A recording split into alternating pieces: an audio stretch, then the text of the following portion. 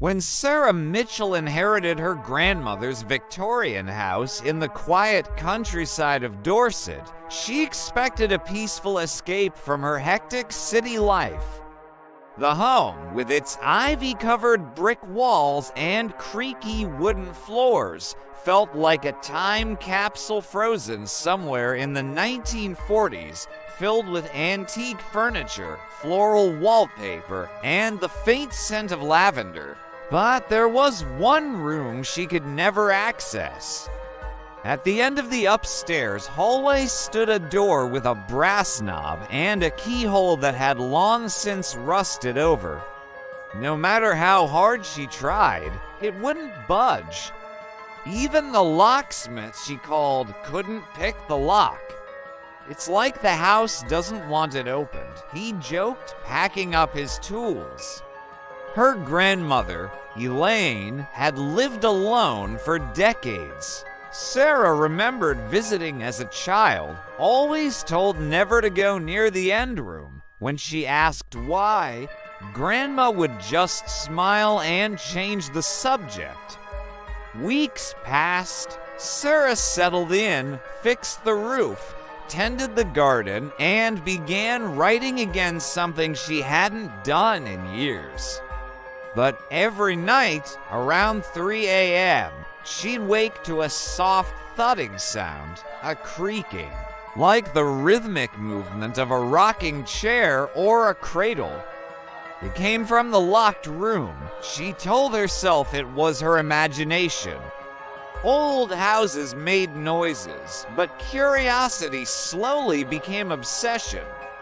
One rainy afternoon, while cleaning out the attic, she found a narrow wooden box beneath a pile of dusty linens. Inside, a single iron key and a faded photograph of a woman, her grandmother, holding a baby in front of that same locked door.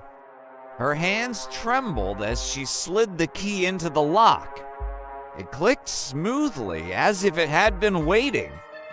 The door groaned open. The room was untouched by time. Pale yellow wallpaper decorated with tiny storks and moons. A bookshelf filled with children's books. A wooden mobile hung from the ceiling, frozen mid-spin, and at the center stood an antique crib. The cradle slowly rocked. Sarah stepped inside. Cold immediately seeped into her skin. The air was heavy with silence, dense and unnatural. She inched toward the crib and looked in. It was empty. But for the first time since arriving, she felt like she wasn't alone. Later, she found records in the basement, birth and death certificates. Her grandmother had a child, a daughter, born in that very house in 1951. But the baby died only 6 months later, crib death.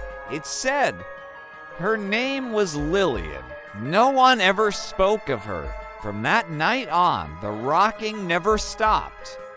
Sometimes, Sarah would find the mobile spinning wildly, or hear faint giggles when the house was still.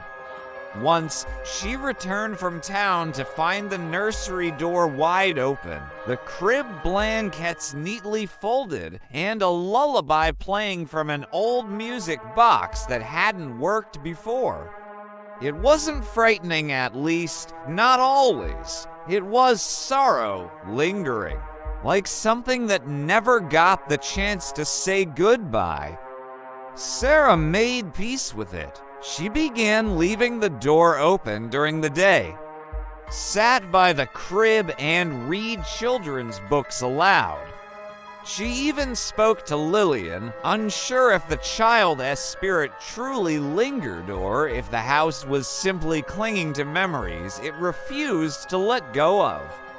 But she never tried to leave the nursery for too long again, because every time she did, the rocking would grow frantic, like something or someone waiting for a mother that never came.